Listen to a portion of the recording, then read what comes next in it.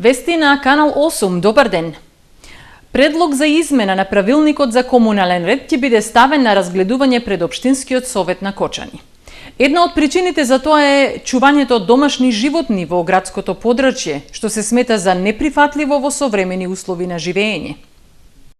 Граѓаните кои живеат во втора и трета градска зона во Кочани се чувствуваат дискриминирани во однос на оние чии домови се во централното градско подрачје.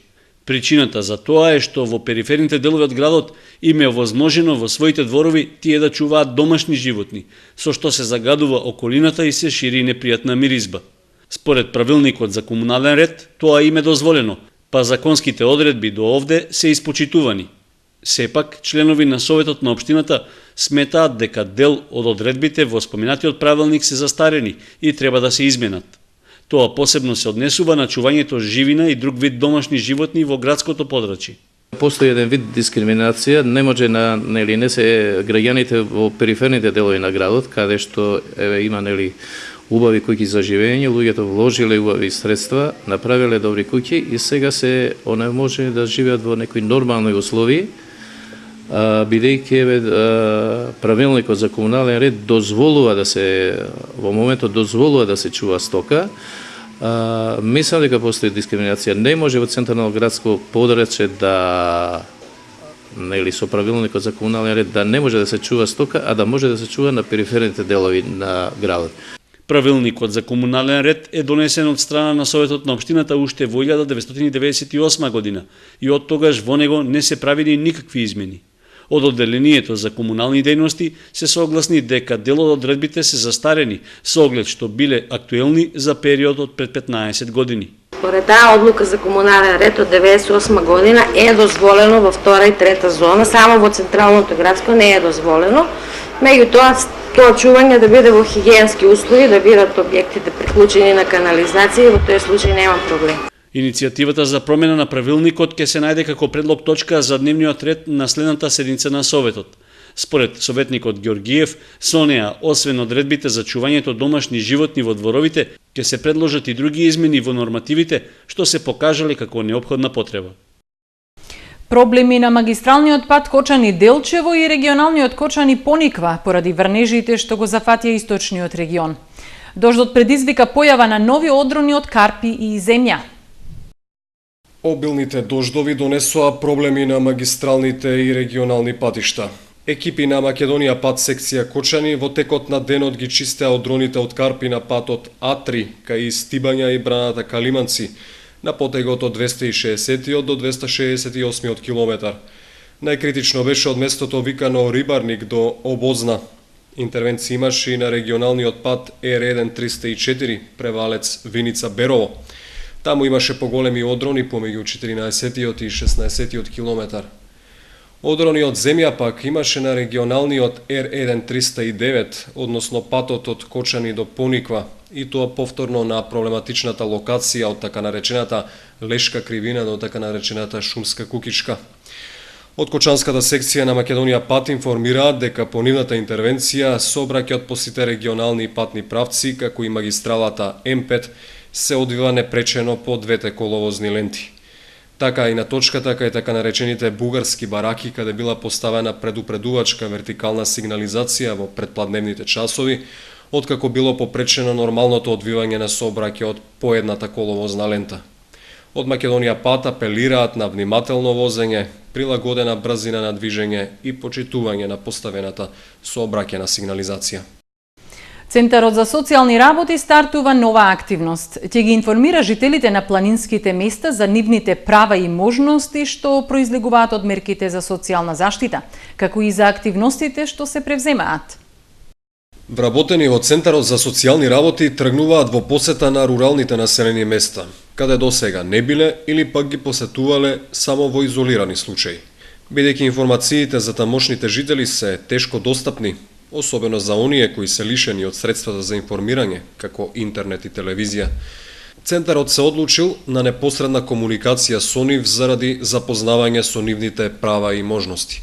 Да ги информираме за работите, за правата кои што можат да ги користат преку Центар за социјална работа, да бидат навремено информирани, ако можеме да ги вклучиме во системот од некоја социјална заштита без разлика од правата или услугите преку Центар за социјална работа. Проектот се реализира во соработка со општината, која исто така развива систем на мерки од областа на социјалната заштита, за кој сака да ги информира жителите на планинските села. Започнуваме од утре, започнуваме од Нивичани и Пантелеј, така да секоја среда одиме во различни рурално населени места. Жителите на руралните средини во општината доминантно се занимаваат со земјоделство, остварувајќи скромни приходи со кои обезбедуваат екзистенција. Потешко се вклучуваат на пазарот на трудот заради квалификациите што се бараат, а се уште на ниско ниво се социјалната и здравствена заштита, особено онаму каде што нема амбуланти.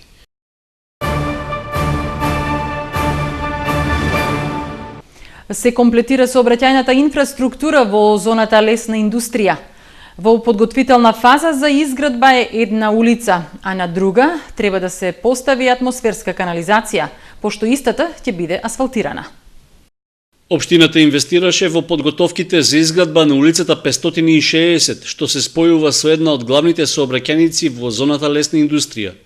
Теренот веќе е расчистен, отстранети се дел од старите бетонски цевки за атмосферска канализација и поставена е комплетно нова инсталација. Улицата е со должина од околу 150 метри и широчина од 8 метри. Предвидено е во иднина таа да овозможи поврзување на постојниот индустријски комплекс со парцелите над магистралниот канал, што се определени за поставување фотоволтаични панели и други деловни објекти. Според планирањата, улицата треба да биде завршена до крајот на годината. Нејзиното асфалтирање е условено со изградбата на мост преку каналот, заради што се чека да заврши наводнителната сезона и да се запре водата, за да бидат поставени темелите на објектот. Во меѓувреме заврши тендерот за избор на изведувач на атмосферска канализација на улицата Казан Лк. Иако градежните машини беа подготвени и нејзиното асфалтирање беше започнато, дополнително е утврдено дека поради конфигурацијата на теренот неопходно е да се постави соодветна инсталација за прибирање на атмосферската вода. Изведувач на работите е предпријатието Стоименов, кое треба да изгради канализација во должина од околу 440 метри, со што водата ќе се одведува во блискиот дол. Дури потоа ќе се продолжи со асфалтирањето на коловозот во должина од околу 250 метри. Техничката документација за изградба на пензионерски дом во Кочани ќе биде готова до крајот на годината, а изградбата ќе започне на наредната 2014-та, велат од Сдруженијето на пензионери од Кочани. Домот ќе биде по најсовремени стандарди и квалитет. Ќе вклучува и бањолошки центар, што е примамливо за луѓето од третата доба.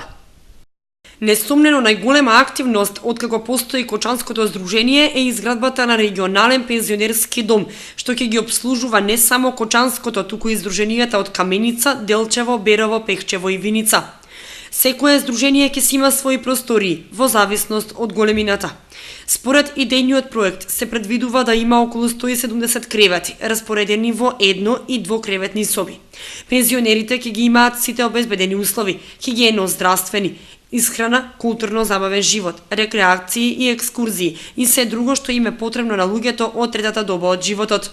Домот ќе биде изграден по најсовремени стандарди и квалитет. Техничката документација ќе биде готова до ноември тековната година. Направена геодетска основа со посебен лаборат. Завршени се геомеханичките испитувања, бушења на теренот, на локацијата дека е одреден Касарски округ. За наше задоволство, према тај лаборат, што вчера е донесен, презентиран наше здружение, подлогата е идеална и обезбедува према замислата на идејниот проект да тоа биде трикатна, односно 4-катна зграда со огромни димензии, поставена на многу убаво место.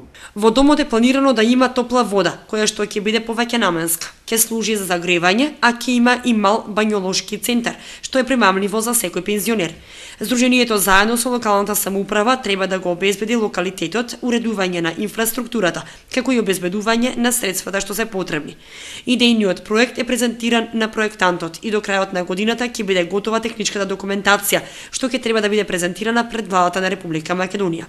Од Сдруженијето велат дека владата има планирано во својата програма домот во Кочани да биде изграден во периодот од 2013 до 2017 година. Завршија тендерите за асфалтирање на локалните патишта во општина Виница, предвидени со годишниот план, како и за изградба на градската капела и канализациона мрежа во селото Лески. Фирма изведуваче фирмата Стојменов од Кочани.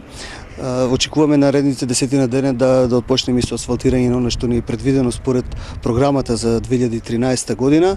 Завршија тендерските постапки за изградба на капела, за канализациона мрежа во село Истибања и еве сега работиме на проектната документација за канализациона мрежа во село Лески. Општина Кочани ја утврди и официјално ја објави програмата за годинешната манифестација Денови на Кочанскиот ориз. Покрај традиционалните содржини за избор на жетварска убавица и дегустацијата на специјалитети од ориз, главно место во културниот дел ќе имаат оризовата бела вечер и обичајот за зажнејување на првите снопови ориз. Од средината на идната недела па до крајот на месецот, по 22 пат локалната самоуправа ќе организира културната манифестација Денови на Кочанскиот ориз. Според официјално објавената програма, во текот на 10 денови предвидени се голем број содржини што треба да понудат богата културна есен за граѓаните од општината. Во одделението за јавни дејности велат дека се потрудиле годинава манифестацијата да ја направат што поразновидна, па освен фолклор, посетителите ќе имаат можност да присуствуваат на концерт на класична музика, изложба на слики, промоции на книги, како и дружење со поети од општината и гости од други градови. Започнуваме традиционално со изборот на жетварска убавица, каде што специјален гостин е Кристина Арнаудова. Понатаму 21 септември имаме оризовата бела вечер за најмладите, каде што ни гостува поп дивата Дани и Драган Мијалковски, како и наши кочански музички групи и диџеи. Оваа година за прв пат во програмата е предвидена дегустација на традиционална закуска од ориз на повеќе настани што ќе се случуваат за време на манифестацијата. Главните настани се планирани за последните денови од месецот, кога треба да пристигнат и гости од странство, а обичајот за жнејување е планиран за внедела 29 септември. Обичајот за жнејување започнува во 10 часот на оризова нива во Горни Подлог, па продолжува со сите други активности, значи вршитба на гумно, доделување на земјоделска механизација од страна на градоначалникот на општина Кочани, неколку збора за оризот како значајна култура, историјат за оризот и секако забавниот дел, на кој што специјален гостин оваа година е Зоица Лазова и ќе настапат секако и останатите гости кои што се специјални гости за Денови на оризот на нашата општина. Во рамки на деновите на Кочанскиот ориз, во етно куќата во Кочани ќе се одржи изложба на дела од едукативна работилница, како и изложба на изворни народни инструменти. Традиционално, составен дел од манифестацијата ќе биде и велосипедското дефиле низ оризовите полиња.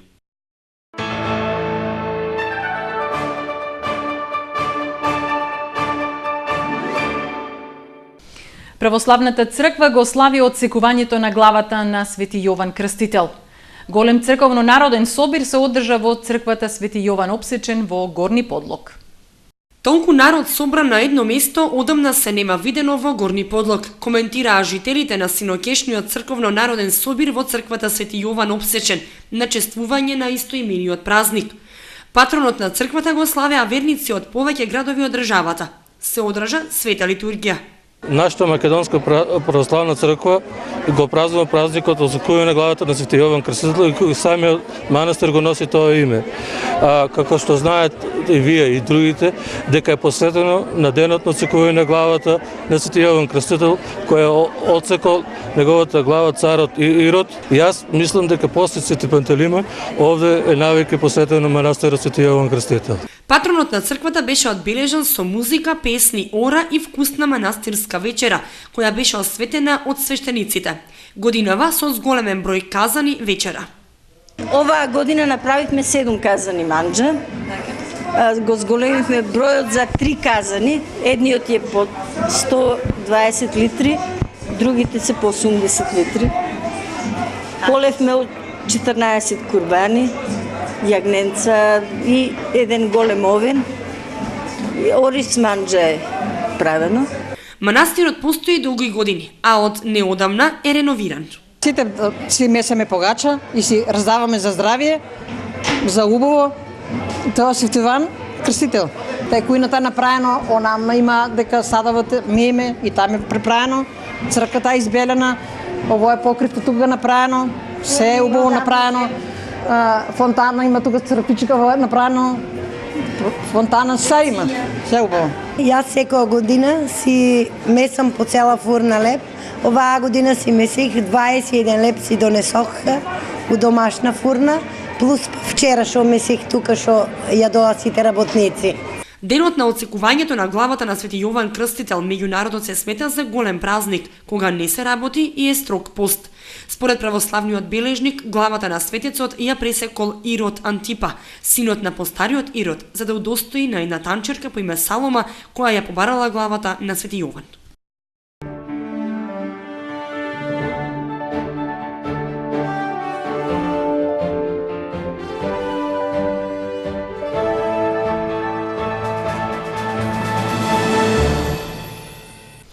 Солиден настап на кочанските тениски јуниори на државното првенство. Тенискиот клуб Акватен го представуваат Даниела Колева во женска и Андреј Савев во машка конкуренција.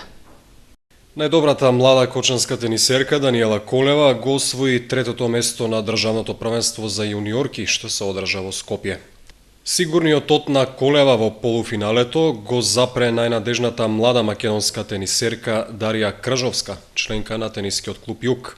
Кржовска ја збриша Колева во 2 сета, препуштајќи само 2 гема и со уверливи 6:1 и 6:1 се пласираше во финалето, каде исто така лесно дојде до титулата. Акватен имаше уште еден представник на државното правенство. Во конкуренција на јуниори, кочанскиот клуб го представуваше Андреј Савев. Иако беше потешко да се очекува дека тој ќе оствари резултат како што имаше Колева, Савев сепак немаше среќа. Уште во првото коло заработи непријатна повреда, поради која беше принуден да го предаде мечот на крајот од првиот сет.